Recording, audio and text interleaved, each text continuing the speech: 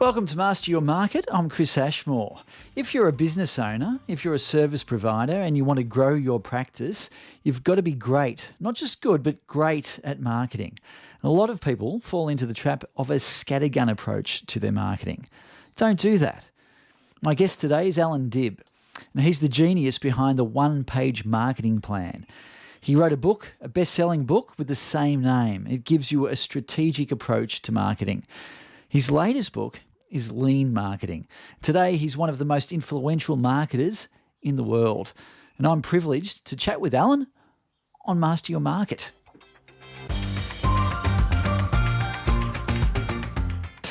Well, Allan, firstly, thanks for joining me. I'm really excited to have you on this program. Now, I'm going to just jump straight in, as I always do.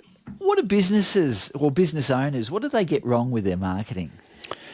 I think a few things. So not understanding their customer deeply enough, starting from product. So, you're a butcher, baker, candlestick maker, and you're like, everyone can use my product. Everyone can benefit from my product. I'm an accountant. Everyone needs to do their taxes and all this sort of thing. So, and it feels natural to just want to cast the net really wide. Everything, I talk about niching, and it's something that even I struggle with. Everything inside of you as an entrepreneur will urge you to cast the net wider. Hey, why don't we target this market? Why don't we launch this product? Why don't we do this? But what I find is both myself and my clients, whenever we narrow our focus, whenever we kind of clear and simplify all the stuff, it just gets better. You make more money, you're more focused, your clients like you more, your clients spend more with you. So just really understanding your market really well and being hyper-focused on it.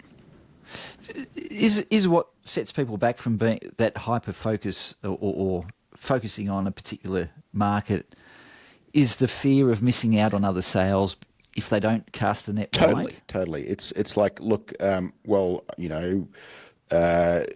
they may also be in a situation where, hey, I'm not in a position to turn down revenue. I just need to take what I can get. And the thing I say to that is, that's totally fine. I'm not saying, if someone comes to you from outside of your niche that you shouldn't take it on. You can take it on if you want. But the point is, where are we going to be deliberate around spending our time, money, energy, right, in chasing a specific market? Who are we going to run ads to? Who's the avatar that we're going to create content for? So being hyper specific around that. And if someone from outside of that niche comes to you and you decide you want to work with them or whatever, that's totally fine. I'm not saying turn people away if you want to, but it's up to you. But who are we going to be known for serving, and who are we going to kind of be famous for in that niche? Yep. Now, your first book, the one-page marketing plan, which I've mentioned to you before, I've been devouring that. Cool. There's a lot of quotes in there, a lot of things that I've highlighted, and one of them you say, struggling business owners will spend time to save money, whereas successful business owners will spend money to save time. Yeah. Can you elaborate on that? Well, I'll elaborate in a couple of different ways. So, and sometimes by necessity, you've got maybe not enough budget or whatever, and you've just got to roll up your sleeves and do it yourself. That's fine. I totally understand that. I've been there. But a lot of times business owners, when they get to a level of success, they're still buried in the business doing low-value tasks. So if you're doing your own email, if you're doing your own calendaring, if you're doing your own scheduling, if you're doing all of these low-level tasks that you can have someone who you pay, I don't know, $20 an hour for, $30 an hour for, whatever it is, to just get those done and off your plate, then that's a trade you should make every single day of the week. So a very simple exercise I have people do is to figure out what their effective hourly rate is, which is essentially, and this was something I got from James Schramko, and it really changed a lot of my thinking around how do we value our time. is how much profit are you taking home, so whatever it is, and then divide that by the number of hours that you work in that period of time, and so you'll figure out your hourly rate. So let's call it, let's say you average $100 an hour. Well, then it's crazy for you to do $50 an hour tasks or $20 an hour tasks or those sorts of things. And so that's in the business sense, but it also extends to your personal life. Like, it's insane if your effective hourly rate is $100 an hour, $200 an hour, $500 an hour. It's insane to be cleaning your house or mowing your lawn or, taking out the trash and going shopping and all of that sort of stuff, when you could have someone who do that for $20 or $30 or $40 an hour or whatever and just get it done, unless, that's something that gives you joy or whatever. Like if you're, you love gardening or weeding or whatever, and that just gives you joy, that's a different story. But if you're doing chores all weekend and all of this sort of stuff, and you're busy and it's taking up all your time, and they're low value tasks, and you could have been working on the business, or even maybe not necessarily working on the business, but like just having space for creativity, then it's just insanity. Mm-hmm. I take it you don't like gardening? I do not like gardening. I have two different gardeners. One who does all the mowing, one who does all the weeding, and the garden looks nice, and I don't have to deal with it, and I get to relax on the weekend. Oh, that's good. That's good.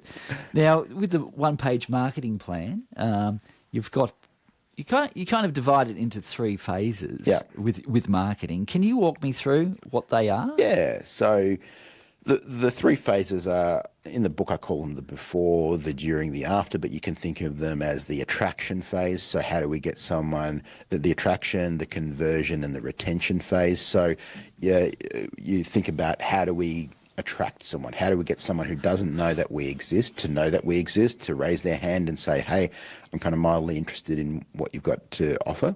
Then the conversion phase is, how do we take someone from being kind of interested to buying from us for the first time, to paying us for money for what we do? And then finally is the after phase, or the retention phase. So how do we retain someone? How do we maximize customer lifetime value, get them to buy from us repeatedly, in more volume, in more frequency, ascend them to higher levels of our product or service or whatever it is? So they're really the three major phases of the marketing journey. And a lot of people kind of feel like, hey, once you've converted someone, that's it, that marketing's over. But really the profit, most of the profit, is in that after phase, the retention phase, and maximizing customer lifetime value. Right. How important is an email list? I think it's critical. It's in my new book, Lean Marketing, I sort of mentioned the Lindy effect. And the Lindy effect is how long something has been going is a good signal of how long it's likely to keep going. So we've had email for almost 50 years now, right? So we've seen various social networks come and go, the hot new thing, then a couple of years later it falls out of favor. So we've seen that with MySpace, we've seen that with, Vine and all of these sort of things. We've had flashes in the pan. Some have lasted. We've seen kind of Facebook have a little bit of a decline. These come and go, but email has really stood the test of time, and it's kind of the equalizer. I mean, not everyone's on Snapchat, not everyone's on Instagram, not everyone's on Facebook, but pretty much everyone is on email, and it reaches you directly, and often you're in business mode when you're reading email, whereas when you're flicking through TikToks or whatever, you're generally in entertainment mode. So I'm not saying other mediums are no good. I think other mediums are great to complement email, but email has just been such a workhorse that has literally made millions of dollars for myself and also for a lot of our clients. So I really love email. I don't know if we can do it in a nutshell, but in a nutshell, how do you increase your email list? So there are multiple ways, but really I think of the email list as all roads lead to Rome. So whenever, for example, I'm on a podcast right now, and a lot of times at the end, the podcast host will be like, all right, so where can people find out more about you? And I mentioned my website URL. So kind of I funnel things through to my own assets that I control. So I don't send people to my Instagram or my LinkedIn or whatever, because who knows, down the in a year, in 3 years' time or whatever. First of all, I don't know how those platforms will be doing, but at the snap of a finger, you can be deplatformed from those platforms, and you don't have to say anything super controversial. They just have a change in policy or whatever else. Zuck decides he doesn't like this type of content, or some government thing, or whatever else. And so I like to direct people to my own assets, which is my website, my email list. So my website exists for really one reason, and you'll see that pretty clearly if you go to my website, which is leanmarketing.com. You'll see on the homepage above the fold, we invite people to download the one-page marketing plan canvas, and we ask for their email address. When you read a article on my website, at the end of the article, it'll be like, hey, you enjoyed this article? Enter your email address, and you'll get more like this a couple of times a week. On the sidebar, you'll see an email opt-in. So the whole reason that my website exists is to collect email addresses from visitors. So we've optimized it for that. So whenever I'm speaking on stage, whenever I'm on a podcast, whenever we're running ads, whenever we're doing anything else, we're funneling people through the website. And the goal of the website is to collect email addresses. And so and we keep in touch with our audience at least twice a week over email. Fantastic. Referral. We talked about email, how important that is. Yeah. Referrals, how important are referrals for business? Yeah, I think referrals are important, but they've got to be done intentionally. So a lot of people kind of hope and pray for referrals. Like, if I do a good job, then people might refer me to someone else. And that's cool. That may happen or that may not happen. Someone may remember, someone may not remember. There's many people who've provided amazing service to me, and I've said thank you very much, paid their bill, and moved on with my life. And I'm not thinking about them or who can I refer them to or whatever.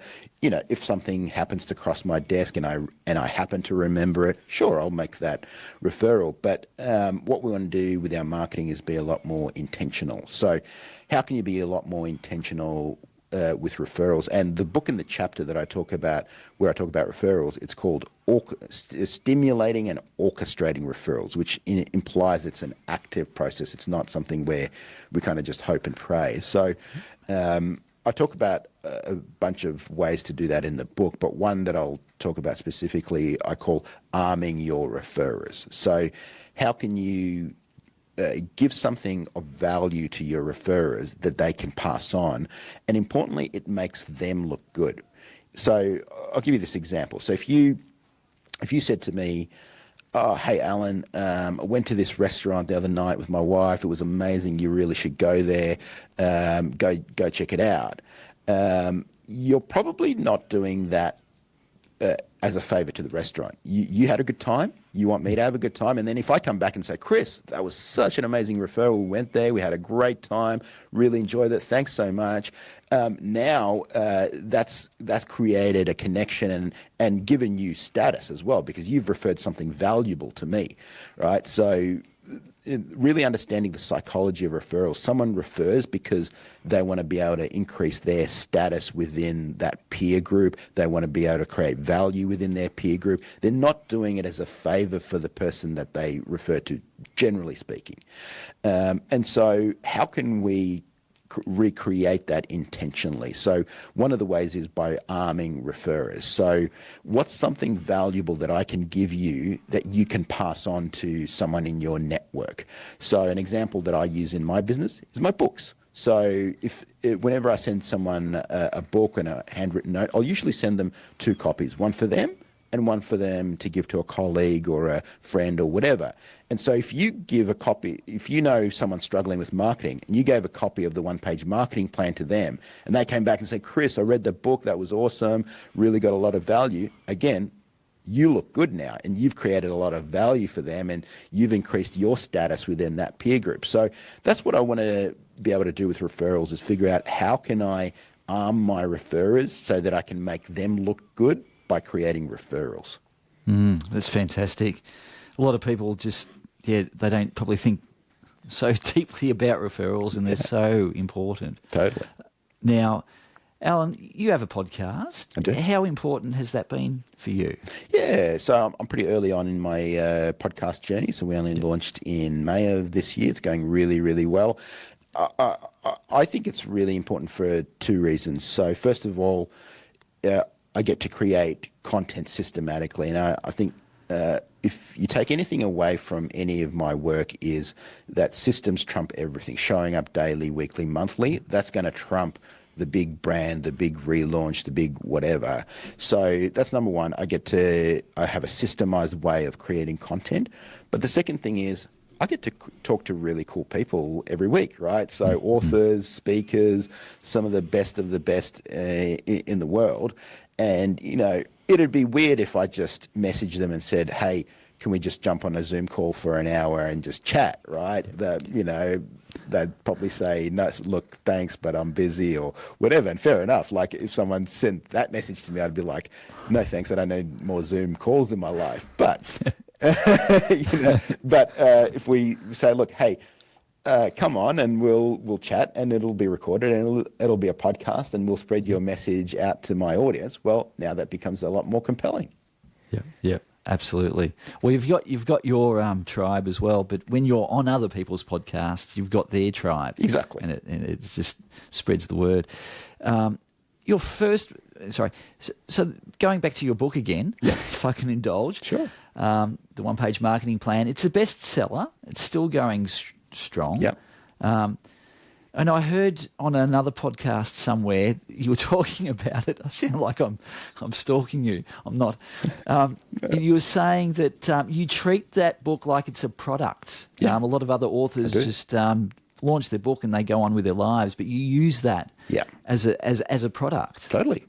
So the mistake I think a lot of authors make, and I totally understand why, because like a book is like a ridiculously long and hard and painful project. Like it's like 2 years of your life and you're like doing nothing else. You're immersed in it. So by the time you're done with it, by the time you launch, you're like, I'm sick of this. I just don't want to ever see it again, deal with it again or whatever. So I totally understand that. And so they move on to the next project or the next book or whatever. And, it kind of has a little bit of a push and that's it. And I'm like, look, you spent two years of your life, sometimes 5 years, sometimes 10 years of your life putting this together.